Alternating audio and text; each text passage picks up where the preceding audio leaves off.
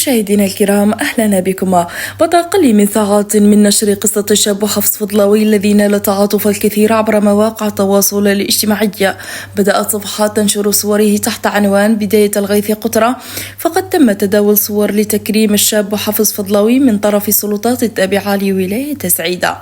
وفي التفاصيل فقد بدأت وكالة أصفار حشماوي ترافل السياحة بسعيدة بإهداء رحلة سياحية إلى اسطنبول مدفوعة التكاليف للطالب حفص فضلاوي، ليتم بعد ذلك بداية التكريمات للشاب حفص. فقد أهداه أيضا أحد المحسنين كمبيوتر محمول من الجيل الجديد مع جميع ملحقاته، هذا وقد تكفل ولي ولاية سعيدة أيضا بإتمام مشغل السكن الريفي في أقرب الأجال المستفيد منه والد الطالب سابقا، إضافة إلى التكفل بمصاريف الدراسة الخاصة في مجال اللغات تأهيلا للدخول إلى السنة الجامعية المقبلة دون أي صعوبات، وكذلك عمرة للشاب المكافح بحفص فضلاوي.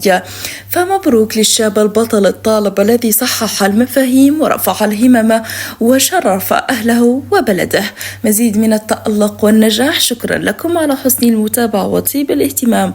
دمتم في رعاية الله وحفظه، والسلام عليكم.